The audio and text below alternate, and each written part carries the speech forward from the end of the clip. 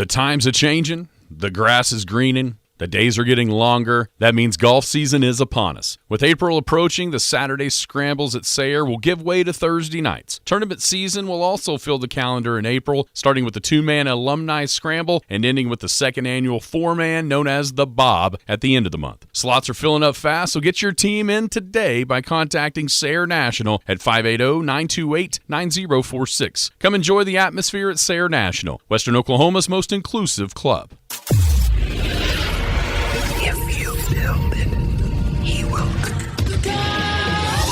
It's the Skinny on Sports Podcast with Aaron Cowk. I throw balls far. You want good words? Data language. Talk real sports with a real man. Come after me! I'm a man! I'm 40! And now, here's the be-all, end-all, know-it-all of high school, college, and pro sports. Aaron Skinny Cowk with the Skinny on Sports. We're talking about practice, man. I'm the MVP. And a good Monday morning out there, foggy Western Oklahoma. Welcome to the Skinny on Sports, right here on 98.1 FM, the Sports Animal. We're hanging out at Sayre National, as we were discussing as the intro was playing. It is game week, the first of two tournaments here to open the season over here at Sayre National. The alumni tournament coming up on Saturday. There is a waiting list. It is full, but you never know. As Friday rolls along, a couple extra spots open up, and then the next thing you know, we got a packed house. It's going to be a packed house anyhow, but we'll talk about that. We got the alumni bash going on after the golf tournament, and of course the Bob coming up at the end of the month. And Thursday night scrambles. No more Saturdays. This last Saturday was the last one. So now Thursday night scrambles will be starting this week, and we will hear from our man Jay Manning telling you everything you need to know about what's going on here at Sayre National. Other things coming up, it is Masters Week. Speaking of game week, it's the best week in sports, in my opinion, with the Final Four going on, then the Masters at the end of the week. Can't wait to see down at Augusta National what's going on. Unfortunately, it looks like rain in the forecast Friday, Saturday, and Sunday, so hopefully that doesn't mess up what they're trying to do there. We could let Jared gloat about the Rangers opening weekend sweep. We could also let me gloat, my team, Jared, my new adopted team, the Milwaukee Brewers, do what they do to Will's Cubs. Took 2 out of 3. So we can talk about that a little bit if we want to. And the Rangers play the Cubs next weekend, or this coming weekend. Very good. Let's see. We also had the Final Fours. Has the women's been more interesting than the men's? We can rehash. On or off the court? Both. We can of course rehash everything that happened last night there in Dallas with LSU knocking off Iowa. Men's games from Saturday. UConn, how dominant have they been? The buzzer beater that broke my heart with San Diego State, and then we'll look ahead to the game tonight. Also, we have a winner in the Western Oklahoma Really Bracket Challenge. I think everybody's done scoring points after Saturday. So we will tell you who won and look forward to the game tonight. 225-9698 is the phone or the text line. That is 225-9698. Give us a call, shoot us a text. We can tell you about any of those things. Whatever else might be happening, feel free to chime in at 225-9698. If you're going to be outside the listening area, you can stay in touch with the show a couple of ways. Log on to kadsam.com or download the Paragon Communications app. That app has it all. It's got radio. It's got the Penny News. It's got Big Elk and Paragon TV. Everything we do incorporated in that app. It's free to download, so enjoy that. Also, Skinny on Sports podcast available to you on iTunes. It's also available to you on kadsam.com. Good morning, Jared Atha. How are you? I'm well. How are you doing? I am wonderful. And also our guest joining us today is Mr. Jay Manning. Jay, how are you? I'm doing great. How are you, sir? Well, I'm trying to pull up the text line because I noticed somebody's got to be texting. Someone you're familiar with is trying to text, and I can't figure out how. Well, I can't pull it up. But anyway. I'll attempt on my end. Here we go. All right, tell us what's going on this week here at Sayre National. Man, we got a huge week. Obviously, Alumni Weekend coming up. It's a great week for this golf course for sure.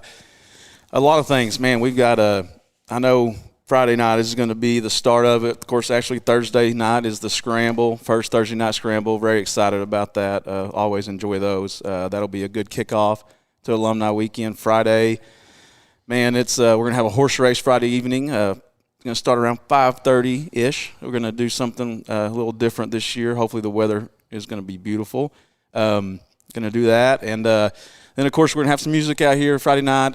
Nothing, no band, I believe, but there will be some music out here, so we'll have some fun with that. Hopefully, we get a big crowd, and then J&J Barbecue will be here Friday from 11 to 10 p.m., but I believe they're here all week, so if anybody's out there that gets hungry, they may have some stuff all week out here. So, and then, of course, Alumni Saturday, you got the tournament, of course, starts at 1. We are full. We do have a waiting list, which is outstanding. And on Saturday, we will have J&J Barbecue and Pacific Brim here for that. I believe Pacific Brim will stay.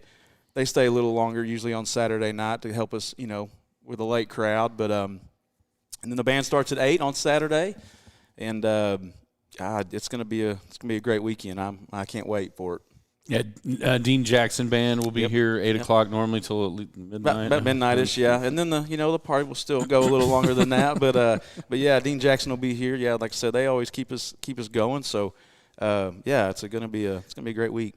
So for those that not in the golf tournament want to come hang out, how do they come? Obviously, drive a car out here, or get somebody to drive their car out here would be a better way to do that. But what does that entail? Being able to come out? If you don't want to play in a tournament, obviously that's just fine. We have a big back porch that you can come out and watch us hack it around, or there's a bar. Obviously, you can set. We got TVs. The Masters will be on for sure. Just make their way out here. It's gonna be. When the band starts, it's $10 wristbands to get in, and then. But as far as Friday, there's no cover charge, nothing like that. You just come and enjoy yourself, and then all day Saturday, like I said, until that band starts. If you want to come to that, it's going to be $10 to get into that event. But and again, I think, like I said, J&J and Pacific Brim. I think J&J is still here till 10 o'clock on Saturday, and like I said, usually Pacific Brim will stay a little later. So if you get hungry, come out and join us for sure. What about Friday night? How do they get involved with being in the horse race? What is it two-man, just like the tournament? Yeah, it'll be just like the tournament. There's no you don't have to play with the guy you're playing with on Saturday, of course, unless you just want to. But just bring it, bring your partner out. We'll do. It's going to be $30 a team. And then we'll. I believe we're going to do it a little different than we did last year, but it'll eventually turn into alternate shots. So, but just come and I'll be here. So. To set up. We're going to try to start at 5:30, so registration around 5 o'clock, and then hopefully we get a big group of guys to come out, and we can have some fun there too. All right, so Friday, it's going to be an awesome week. Oh, yeah. Thursday night, you're right. Thursday night kind of kicks it off. Did y'all plan that, or did that just pure luck that it happened to go this way? Well, last year we looked at it that way. I kind of realized we could do it that way. And this year I looked at it again, and I thought, this will be perfect. It'd be a great we got lucky the Saturday scrambles, and we had some cold. Had every one of them. I had every single one of them. And Saturday was beautiful. It's just a great day, a good ending. Another playoff, which was great. Craig and Gary Donstan and Jeremiah won that one on the second playoff hole. So it was a good day for sure on that. But, it was kind of luck, I guess. The dates fell, and it worked out perfect. So, yeah, Thursday night will kick it off. It's going to be a great weekend. Oh, my liver already hurts just thinking about it, participating and all that. So you got Thursday night the scramble start 5:30 here at first. 6 o'clock. 6 o'clock. We do okay. 6. Yep. So 5:55 is we'll draw, and then 6 o'clock is when we'll start, and then. Yeah, that's how we'll kick it off. Yeah. So 6 o'clock Thursday, then come out for 5:30 at the horse race. Probably need to sign up by 5 o'clock or so, kind of just in that everybody range. knows when they're how many teams are going to be and whatnot. And then, of course, the parade downtown, 10 o'clock probably, I think is when it starts on Saturday, and then come out 1 o'clock for the tournament, and then at 8 o'clock, Dean Jackson is on. That's right. I can literally visual him out there now through that window playing this awesome song. That's right. It's like he's like the perfect. That's the perfect act for the group that'll be out here on Saturday. They do a great job. And then we've still got places or spots for people in the Bob at the end of the month. Tell everybody what that is. Yeah, so the Bob's are, last year we had it, our first 2-day tournament we've ever had that I know of here at Sayre. But, we have, I believe, 8 spots available left in that tournament. Hopefully we get that thing full. But it's, again, 2-day, 4-man, and we'll do a Calcutta on Saturday night, have a meal there. And just like last time we talked, Cud is going to be cooking both days for lunch. So, and then Barbara Dyson will also be out here. They got a little tailgate trailer. They're going to have some drinks and stuff for us on that. Keep us all hydrated throughout the day. And it's going to be another great weekend. We can't wait for that one either. Just call out here to get a team entered in the Bob. I know that the afternoon is full, but the morning flight still has some spots available. Yeah, eight spots. Yeah, the 928-9046, I believe. Yeah, that's right. That's right. Okay. Yeah. Okay. Okay. I don't call it very often, but yeah, 928-9046. They can call if they need carts. Definitely need to make sure we're limited there on carts, but if you need some carts, just get them reserved, and we'll get that for you. But again, 4-man. It's $600 a team, and then the Calcutta. Yeah, it's going to be another good one for sure. Dinner on Saturday night, Calcutta and all that, and then play on Sunday. Play on Sunday, yep. Very good. Yep. Anything else you want to add? Man, I don't think so. I mean, that the tournament. fog is lifting. The Look fog at is this. lifting. Yeah, just in time. Yeah, I can see 3 green. I can see 1 green. So get out here. What a perfect week it looks like. Mm-hmm. Now we all know how that can change, and don't hold me to any of this. Yes. But as far when you look at the forecast, 90 degrees today. I know there may be some wind this afternoon.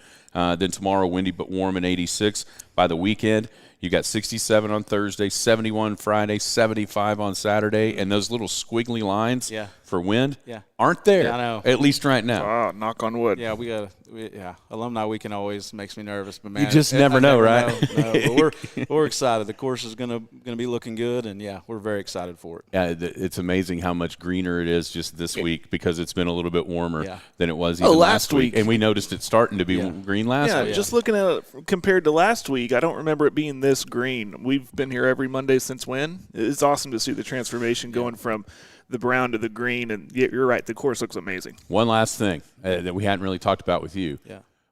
There's been some changes a little bit here on the golf course as far as tell everybody kind of what has gone on out on the golf course here the past month or so. Yeah, I mean, a lot of work, man. They've been doing a great job doing some things. Number 9, tee box, that's bigger now. It's better. It's going to be, I don't know if it'll be ready for this weekend, but it's going to be a great thing this summer. There's a little tournament tee box is what we call it on 9. It'll be a lot tougher shot. Again, that'll definitely be ready for the Bob. And then, again, some things that they've done. They made the pond bigger on number 5, and then also added a little pond on the right side of number 6, which makes it a little harder for some of those big hitters if they want to let it roll through there. So it's just a totally different golf course than it was a year ago, and a lot of great things for sure. Trying to JB-proof the thing after what he did at Kingfisher. By the way, congratulations to Justin Barrick. My goodness. Yeah, I heard 58. I heard about that. I mean, I'm surprised he didn't text me. But he texted me last week about your accomplishment that weekend. Yeah, Mr. Humble. Yeah, I'm surprised he hasn't texted me about that. 50, and guess what? Here's what's crazy. That wasn't even the course record. Oh, really? 57 was the course record at Kingfisher. Just one more putt. Here's what I'm hoping. I'm hoping he used all his good shots last week, and then on Saturday, some of those will be wayward a little bit. You can tell he's not listening because he's not texting. Yeah, he's not. No, but, man, Jay, it's going to be a great weekend. Thanks so much for you guys over here allowing us to come for the last few months, and it's been a blast, and hopefully we've done y'all some good. Absolutely. I would like to think that when we walked out of here last Monday, there was 8 spots available in the alumni announced waiting list. So I'd like to think that everybody was listening. Oh, there he is. I think it worked out. I knew it. You buzz you? No, it's going to be fun. I cannot wait. It's one of the best weekends of the year, and it just happens to coincide with the Masters, which makes it even more. And I can't wait for everybody to see my shirt on Saturday. I've got an awesome Masters shirt that I don't wear very often, so. It's on. It's on. Have some magnolias Game on week. It does. No, azaleas. Azaleas, thanks. Yes, it does have flowers. Very good. I got that too. Do you really? Yeah, I got one too. Oh, no. Are you going to wear it? Saturday? Yeah. No. Okay, good. That would be weird because we're not save on the that same team. Is that a shirt you save for Sunday, or you pop out the red shirt on Sunday? No. I've got two different. I may wear the green one now that I know Jay has one. I'll wear mine Friday. Flip a coin. Your Friday? Yeah, I'll wear it Friday. Okay. Hey, Jay, thanks so much for joining us, and we'll see you. Well, I'll see you for sure this weekend sometime. That's right. Thank you guys so much. Jay Manning of the Sayre Golf Association and joining us here on Game Week. It's the alumni tournament this weekend. The Thursday night scramble start this week, 6 o'clock to come play on Thursday. Horse race Friday, alumni tournament Saturday, the Dean Jackson Band and the Alumni Bash Saturday night out here at Sayre National. And then, of course, at the end of the month, still some spots available for your four-man team in the Bob. Let's take a break. We'll come back. We'll talk some college hoops. Wild stuff happening in Dallas. Lots of controversy over girls trash talking. Should there be? We'll find out.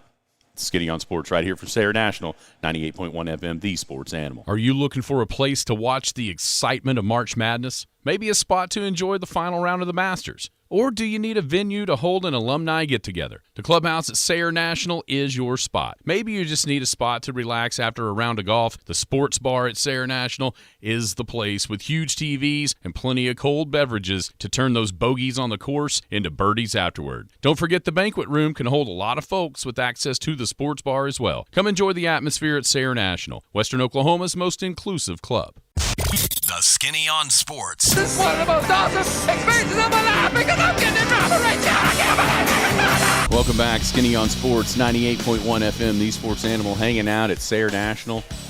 You know, it's not often legends walk in while we're on the air. Well, every Monday we have a legend on with us. Who's not going to be on with us today? Jim's not on with us, so we had a fill-in legend today, a legend of Riverside Golf Course. Speaking of golf courses, Scotty Crumley walked in. That's who that was. Yes. I haven't seen him in a while. Man, I didn't know if he knew where the golf course still was. He knows where Sayre's golf course is. Yeah? I don't know if he knows where any other golf course is at. There's rumors that he's going to start playing again. We'll find out. One of, if not the smoothest putting stroke I've ever seen in my life. But anyhow. Very good. Radio. And he just popped in and said, I heard you on the radio. I heard you on the radio here in Sayre National. Wow. How about that? Good stuff. And it's going to be And here's the deal. So we know we have listeners, obviously. If you're not out here, if you have nothing to do, beat the wind and get out here right now. The fog is lifted. The sun is out. There's not a cloud in the sky. And I'm looking at these trees. They're not moving. No. This is a perfect day to get out here and at least try to get 9 in before the wind gets real rough. You know, maybe we can get somebody to cut my weather in the afternoon weather. Do you have your golf clubs in your truck? I can easily go home and get them. I need to start carrying them around this time of year. If you had them right now, we could finish up the show and go play 9, and nobody'd even know we're gone. Right? Gabe's at Elk City watching the girls play. Okay. The high school girls tournament was today at Elk City. I could use a lesson or two. Man. None better than you. Good idea, because you're right. It's going to get windy. It is going to get windy. In the that's why, just like anything, I mean, I remember in the summers when I was in college and the weekends at the lake, we would get up as early as we could to beat the wind to go skiing because the lake, it would be nice enough and the lake would be glass out there. Same thing in golf. Same thing in fishing and in golf. Get up early and come on out. So, if you're not here, you need to be. This is gorgeous. And like you said, I hope the weather, I hope that forecast, but you know how it is. In 3 days it can change.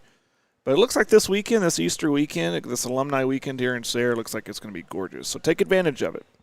Hopefully so. Yeah. Hopefully so. Okay, so. We're off work Friday, right? For Good Friday, right? Yeah. Putting that on record, right?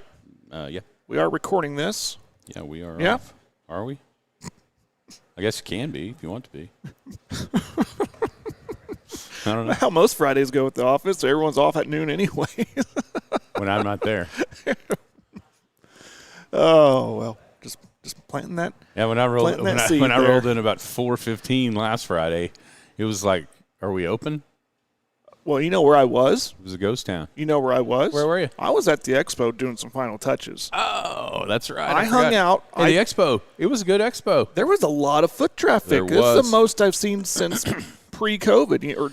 It's been very, there's a bunch of vendors and all the booths were filled up, from what I could tell, and a lot of foot traffic. I couldn't stop saying hi to people. So many people showed up. It was by far the best one since COVID. by far. Absolutely. Not only with, like you said, the foot traffic coming in, but the vendors. There was more there than there had been.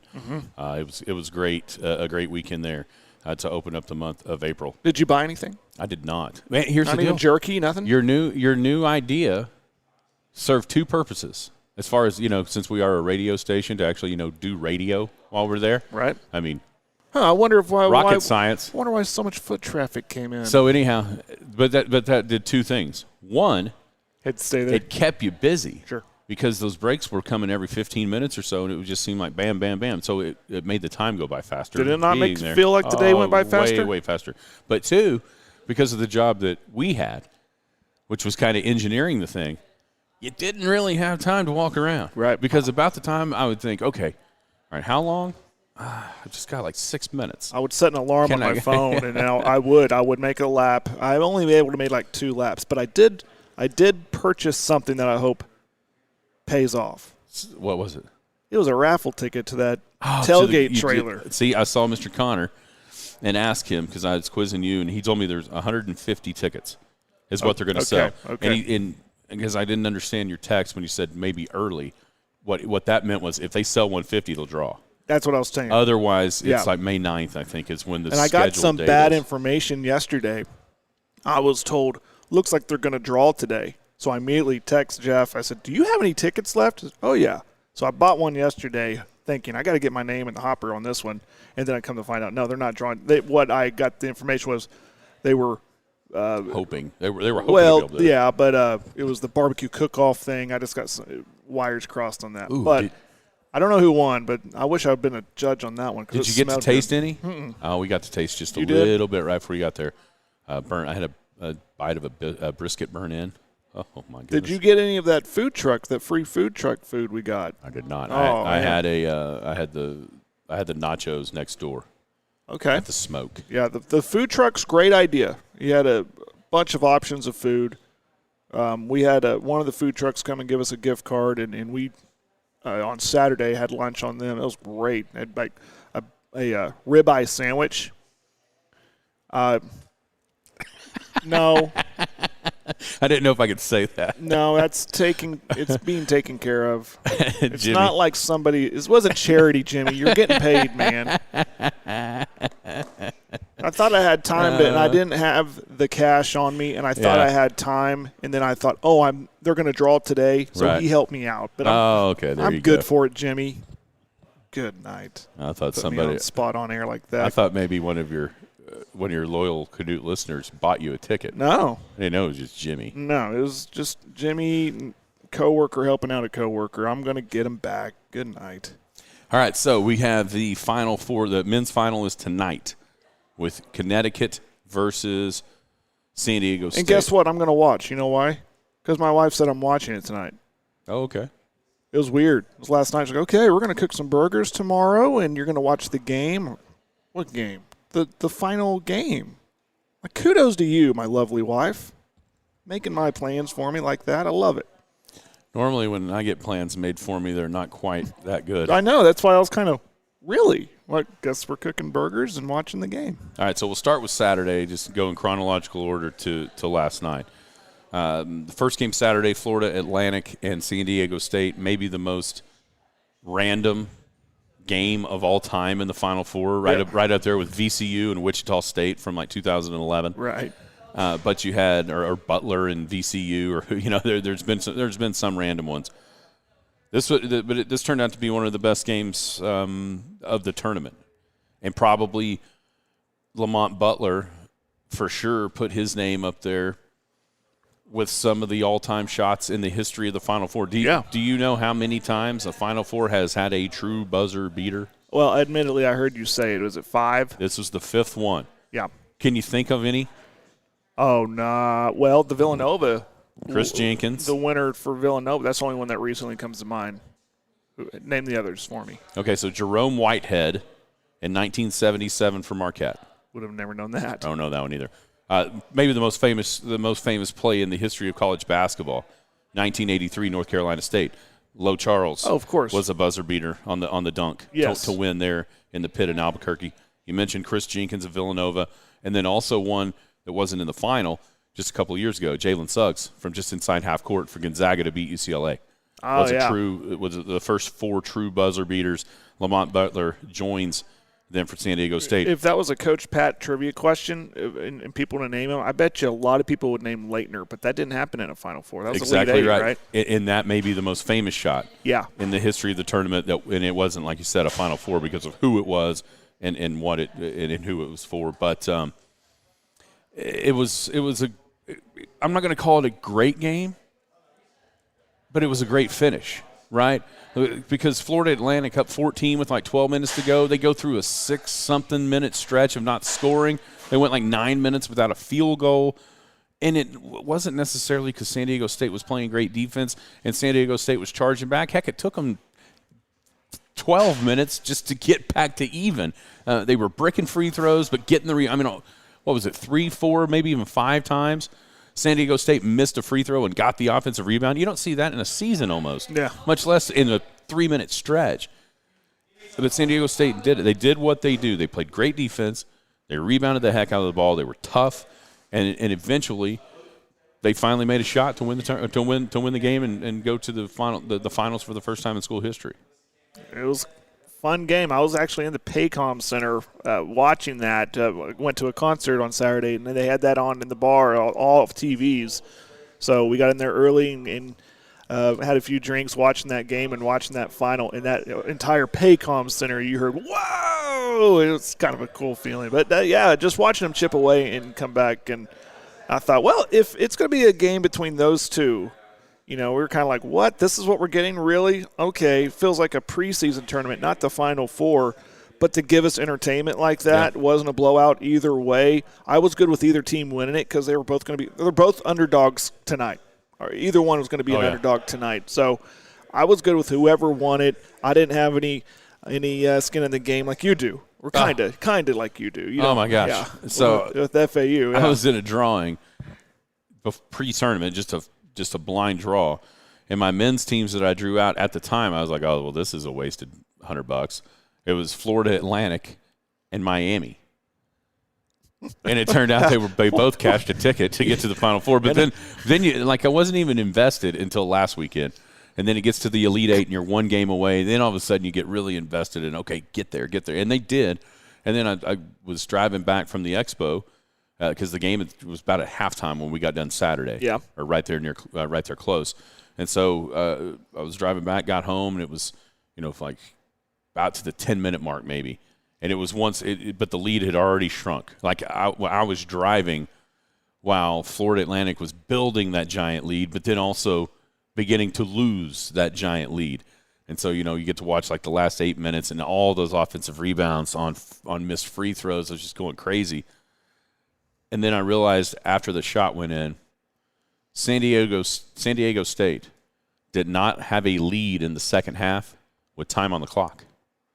Florida Atlantic was up at halftime. San Diego State never took the lead in the second half. They tied it once, but they never took the lead until the time was out. That's an insane stat. I mean, it's just like how that can't have happened ever before in the Final Four. No, that's an insane stat. The team that won never led with time on the clock, but a great shot from Lamont Butler. Now they get what has been a powerhouse in this tournament in the UConn Huskies. Adama Sanogo was awesome again underneath on Saturday for UConn. He's the fourth. Listen to this. He's the fourth player to average 20 and shoot 65% in the NCAA tournament entering a final. He's the fourth player to do it in 40 years. Any guesses on some of the others? No. Okay. We've named a name already. Leitner. Leitner in 91, which was the year before the magical shot. The year after Akeem got beat on the Low Charles dunk in 1984, they played Georgetown and got beat in the finals. He did it. And then the big nasty Corliss Williamson back in 1994. So all those guys averaged 20 a game and shot 65% from the field leading into the final. And Sanogo joins them as the fourth. Here's a hellacious stat to tell you just exactly how good Connecticut has been in the tournament itself. So they are the 7th team all time to enter the national title game with a plus 100 point differential. Wow. That's some domination. Of those prior 6, how many do you think won it all? 0. All of them but one. All of them but one. Okay. And I figured it was a curveball, kind of a trick question. Here's the curveball. Who? Okay, so the team. Who's the one? So the team that is the one also held the highest point differential going into the final. There's a tie here. There's a tie in here. Was it another UConn team? It wasn't, but they were the team that beat this team. 1999 Duke. Wow. Was plus 126 going into that final with Khalid El-Amin, and those guys from UConn has shocked the world that night to beat Duke. So you're telling me there's a chance if you're an Aztec fan? Telling you there's a chance. The other teams, the Nova team in 2016, buoyed by the, 50-point beatdown of OU? Like, they really shouldn't be on this list, right? Without that. Right. But that was so ridiculous that it happened. 1996 Kentucky is one of the best teams of all time. 1963 Loyola Chicago, and then OU's on this list twice, getting beat by these teams. 2009 North Carolina, they beat Blake Griffin and Cade Davis in that group in the Elite Eight. That North Carolina team, which I'm going to say ends up with the largest margin of victory. Yeah, maybe Kentucky. They were 16 because Carolina blew Michigan State out of the water in the finals. So they either them or the 1996 Kentucky will end up being the largest. UConn plus 103 going into tonight against San Diego State. Sam's right. Did you see that picture on the text line? Did you see that picture? The last time that San Diego State and UConn played, Kimball Walker in the tournament. Kimball Walker was on UConn. Kawhi Leonard was on San Diego State. Oh, wow. So that's a pretty interesting stat as well. So that game tonight, Connecticut, San Diego State, I'll be honest with you, I don't give the Aztecs much chance because UConn has just been so good so far. No, I don't. I mean, I say, is there a chance? No, I'm with you. UConn has looked, they're just so athletic, right? I wonder about San Diego State. It's kind of how I going up against FAU. FAU had really good guard play from what I noticed, really good shooters. And would they be willing to get down and dirty? Because San Diego State seemed like a more physical team. So I wonder if they try to, I don't know, I'm air quoting, punch UConn in the mouth early with that physicality. And it really depends on if the refs will let them. But, I think UConn's just way more physical or way more athletic, and I really don't give them a shot either. But you never know. This whole tournament, I mean, it's been crazy in a sense. It's been madness, and you think you have one game figured out or one team figured out, and then something happens, something crazy happens. I mean, this whole game could continue that trend. But when we're talking about trends, like you said, with how UConn, they've kind of bucked the trend of the madness. They've just been so good in this tournament.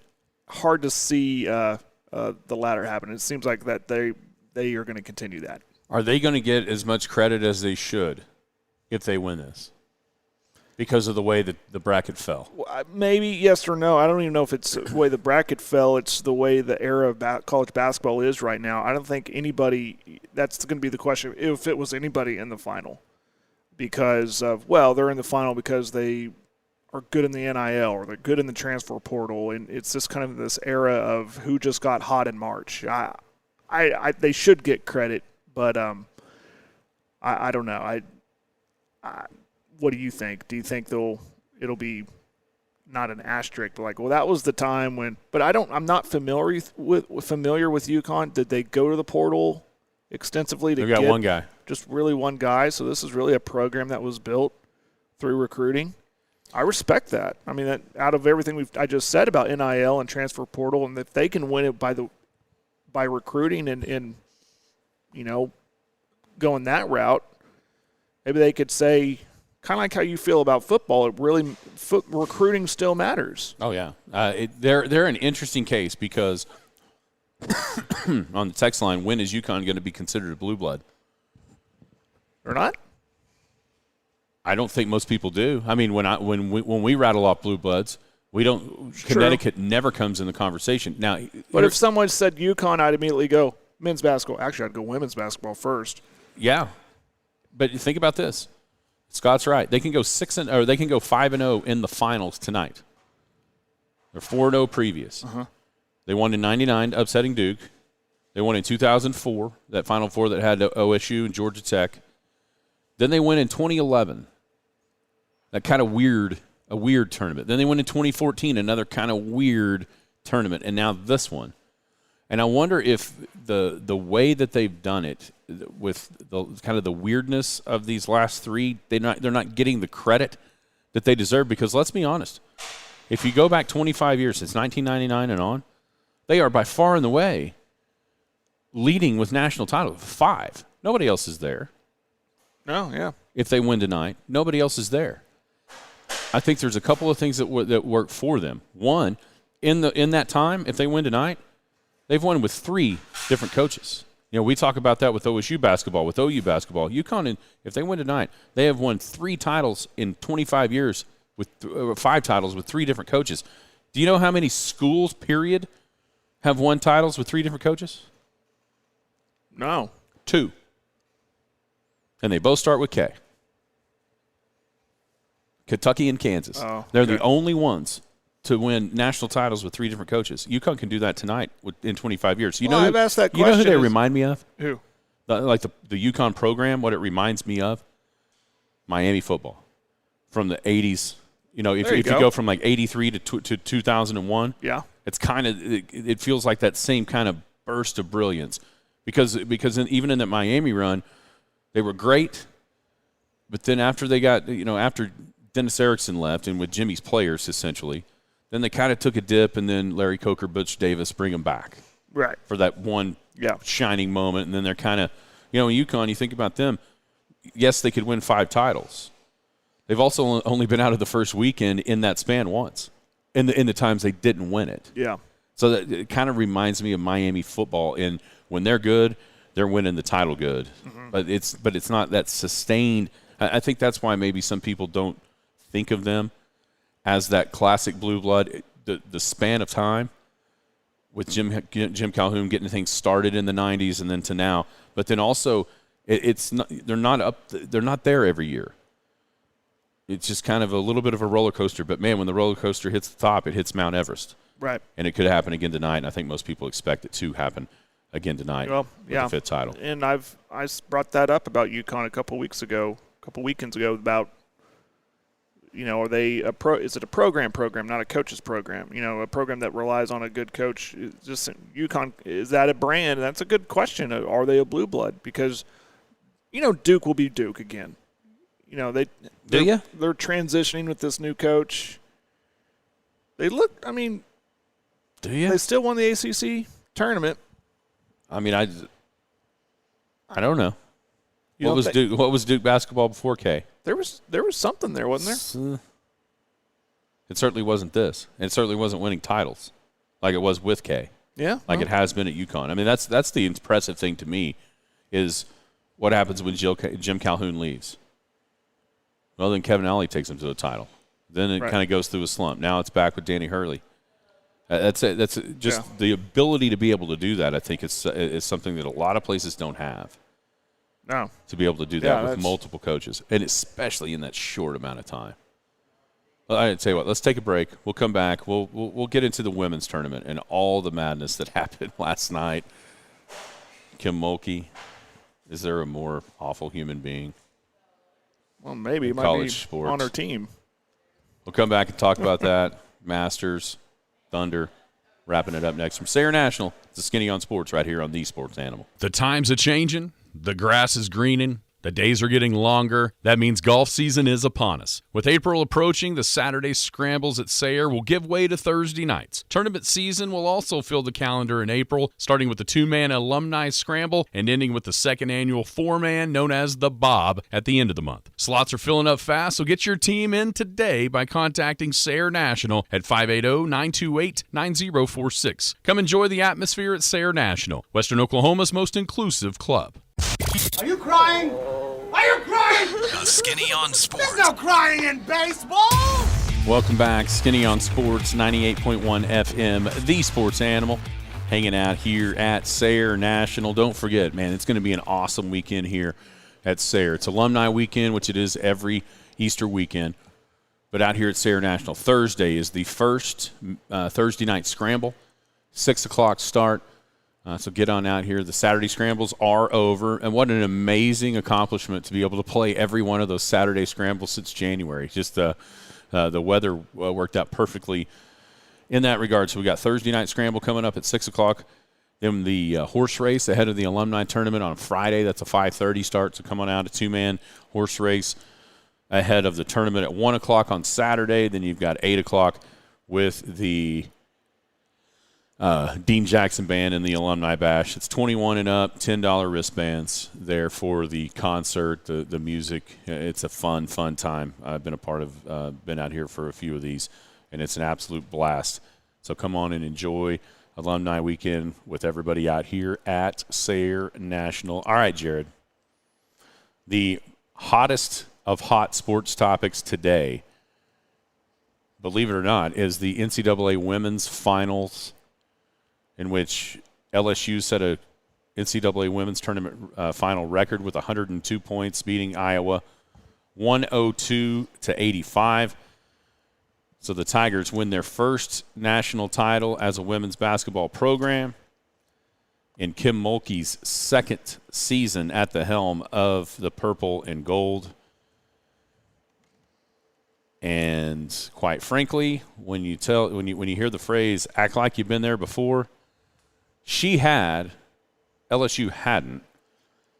And there's a lot of people frustrated with the way that game ended in the theatrics of one Angel Reese and the way that she reacted to Caitlin Clark, who had become the darling of women's basketball, with the way that she lit up the tournament for Iowa. What say you? Well, yeah, I always approach with the phrase "act like you've been there." Even though you haven't, act like it. And you know, the debaters will say, well, Caitlin Clark did some of that too early on, and she's getting a taste of her own medicine. It was over the top for me. I guess part of me is like, okay, I don't mind celebrating but celebrate with your team. Don't go after another team and all that. It was over the top, and part of me was like, well, this doesn't shock me in today's world at times. When I first saw that all that come down and Twitter blow up and everything, but then another side of me is like, well, you know, everybody every once in a while gets a Baker Mayfield on their team that acts like that. So, you know, careful what you say if you're an OU fan in particular. A few years ago, there was a guy that waved a OU flag and planted it in the middle of Ohio State's field, and everyone thought that was the best. Outside of Norman, everyone thought, what are you doing, you know? So it's kind of a double-edged sword. But in the immediate, after that, I did not like it. I thought it was a little classless. Go celebrate with your team. You just won a title with your team.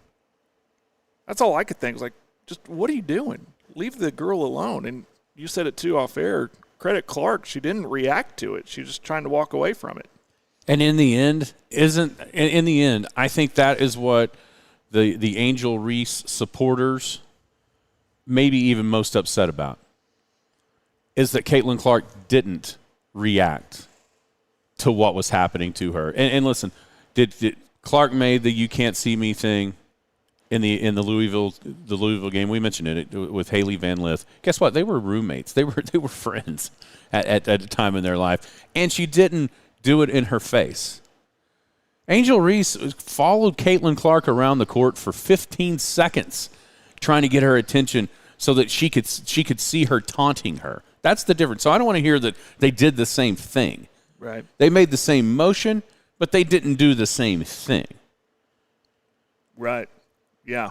So that argument, missed me with that argument, because they did not do the same thing. The bird dogging of Reese just following Clark around like that. Correct. That was crossing the line. I don't mind the ring thing, But, look at your fans and do the ring thing. Hey, we just got a ring, or the can't see me stuff, whatever. She called her a vulgar name during the game when she was doing something that girls don't want to be called. Starts with an H. Who called who that? Reese called Caitlin Clark. You can see her, and then she does it like, hey, H, and makes it. That's ridiculous. But here's where it all stems from, though. It goes back to how in the world can we sit here and critique and criticize a 20-year-old woman's actions when a 60-year-old is doing it too?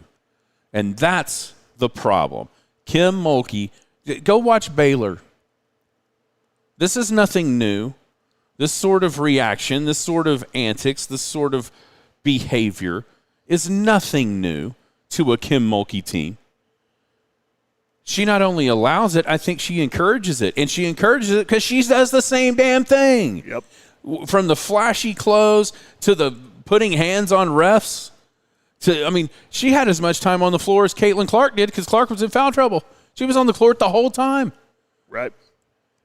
And the ridiculousness of Clark flipping the ball behind her back and getting a technical foul.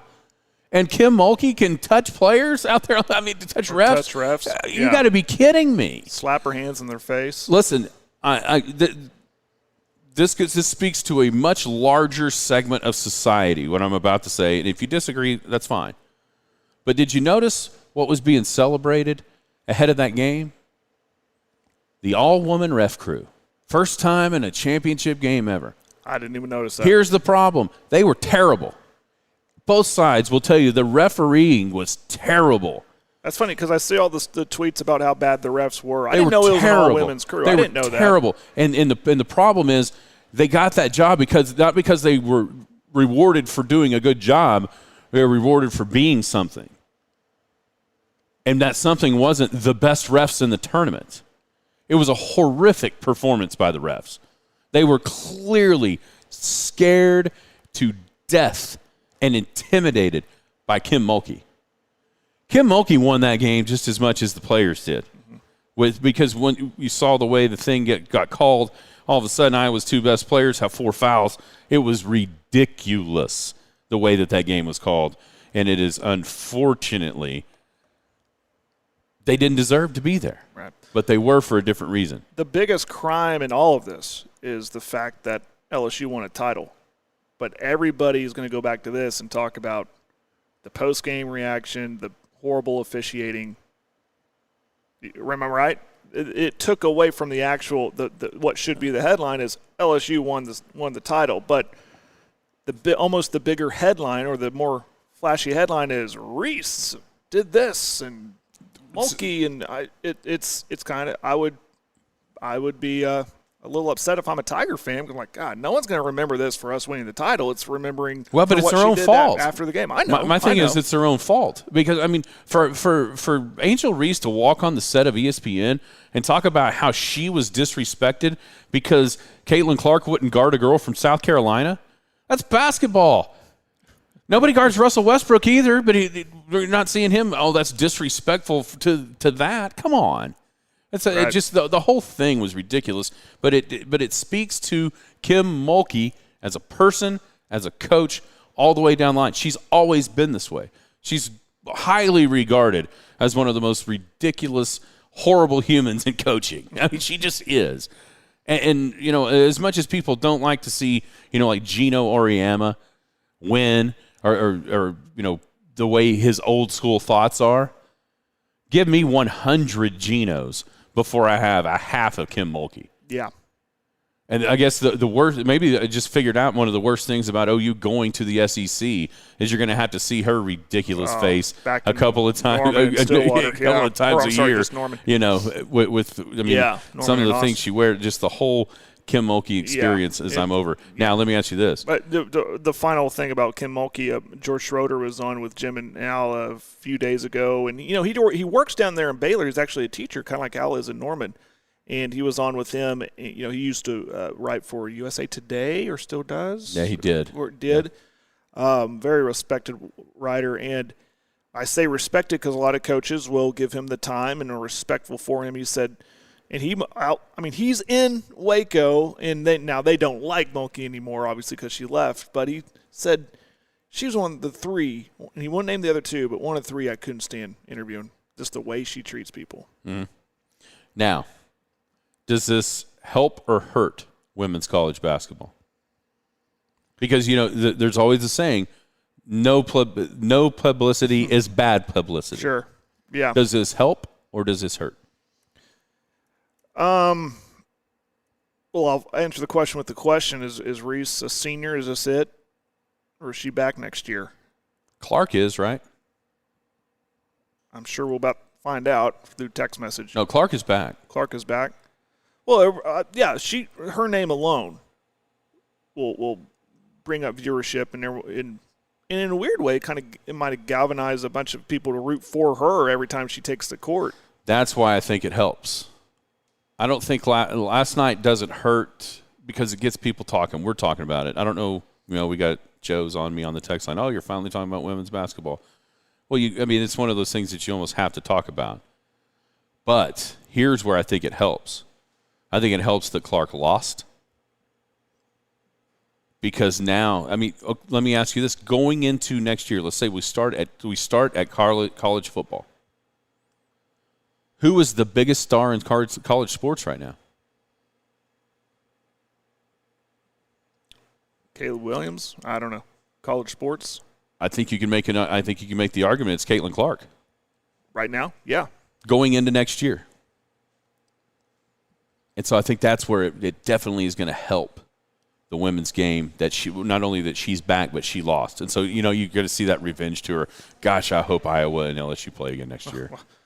Angel Reese, sophomore. Good. This is, what it's like? This could be like a Bird Magic moment next year in the final. See, Caitlin Clark. She's a junior. Yeah, she's coming back. Boy, everybody's going to want that rematch. Absolutely. And I think it creates something because you're going to have people, you're going to have both sides. Because there's just as many people as don't necessarily like what happened last night. There's just as many that agree with it. Yeah. And say eye for an eye. Clark did it. Now take your medicine. The poise, though, and what she showed by not even reacting to what was going on around her, yeah. That was awesome. Yeah. Awesome. To be able to know it was happening, yet not even acknowledge it. And I think that's why it continued to happen, because all Angel Reese was trying to get was a reaction, and Caitlin Clark did not dignify her behavior with a response. And for that, I respect the heck out of Caitlin Clark and what happened last night. LSU was better, when Clark. Just the game itself, they were just the better. Other gal got 4 or 5. I can't remember her name. And Jeremy's right. People will talk about Angel Reese for the next couple of days. People will talk about Caitlin Clark forever. That's true. And at the end of the day, that's probably the win that Caitlin Clark has over everybody in women's college basketball, and maybe even a lot of just college sports in general right now with the tournament run that she had. And it's I might actually catch myself watching a little bit of stuff next year, just in the hope that rematch happens. I don't know if there's any conference versus conference challenges, but I certainly hope there's a Big Ten SEC challenge in the future or in the immediate future. I'm definitely going to check out their schedules, and that's the thing. We're all going to be rooting to see. Even when they draw a tournament, God, I hope they're not in the same region. I hope they're on the. We want to see a championship rematch here. That would potentially. We talked about viewership. That would be. I would sit down with the popcorn to watch that one.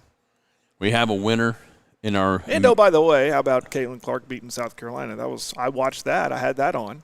I'm anxious to see. I'm standing by this because those numbers were thrown at us with Iowa and whoever it was, and those are big numbers versus NBA numbers, Louisville. I'm anxious to see if that undefeated South Carolina and Iowa game, if that got more numbers. I had it on. The problem was, admittedly, I turned it on. The problem was it was Friday. Yeah. That's not the greatest of TV viewing. If it would have been, if that game would have been yesterday, in the middle of the afternoon on a Sunday, there's no telling the numbers. Yeah. How high they could have been. Yeah, Friday hurts it, I think, just a little bit. But I could see that. It's going to be higher. You would think it would be higher than what the Louisville Iowa game was, which is still higher than any NBA game. I'm anxious to see if it outdraws every NBA playoff game. Wow. That's a bold statement, Cotton. I don't know. We'll see. The men's tournament does each and every year. It's not even close with as far as the early rounds and that kind of thing. Men's final today, I mentioned the bracket challenge. Oh, Pig, Suey, Arkansas, former Arkansas track star, and one of my classmates, Mr. Josh Landreth, is the winner of the Western Oklahoma Realty Bracket regardless of Challenge. Doesn't matter. He was the only person in the field of 58 that had a team winning a game in the Final Four. He had the Connecticut Huskies winning in the Final Four like they did on Saturday and then losing to Alabama tonight. I was one of the few that had one in the Final Four, and unfortunately I did not pick them to win. I still would have lost by 10. I still would have lost by one game to Josh, though, unless I picked him to win it all. So congratulations to Josh Landreth, tuning in via the app from Northwest Arkansas. Very good. He's a good dude. Appreciate it. One of the fastest guys I've ever seen in my whole entire life. Awesome. Josh Landreth. So congratulations to him. Thank you to Tyler and Robbie and all the game at Western Oklahoma Realty. Gosh, we did. It's amazing. We made it through the whole show without me talking about the Masters. Got news for you, Jared. That won't happen anytime the rest of the week. Won't happen. Well, dang it, we didn't talk about my Rangers, but we'll get to it. And, by the way, Will, my Brewers took 2 out of the 3 from the Cubs. How you feel about that? Don't worry about it, partner. We'll get them back next weekend, or this coming weekend at the Alumni Tournament. All right, thanks to the Sayre National. Once again, this weekend's going to be awesome over here with the alumni, all the things going on around that.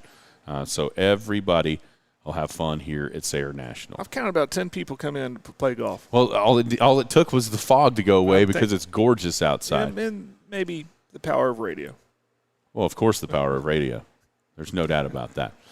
We've enjoyed our time here today at Sayre National. Everybody have a great Monday. We'll be back tomorrow at Skinny on Sports on the Sports Animal. You've been listening to the Skinny on Sports podcast with Aaron Cow.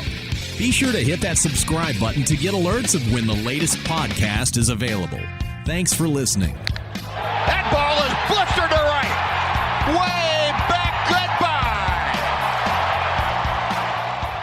Goodbye. Are you looking for a place to watch the excitement of March Madness? Maybe a spot to enjoy the final round of the Masters? Or do you need a venue to hold an alumni get-together? The clubhouse at Sayre National is your spot. Maybe you just need a spot to relax after a round of golf. The sports bar at Sayre National is the place with huge TVs and plenty of cold beverages to turn those bogeys on the course into birdies afterward. Don't forget the banquet room can hold a lot of folks with access to the sports bar as well. Come enjoy the atmosphere at Sayre National, Western Oklahoma's most inclusive club.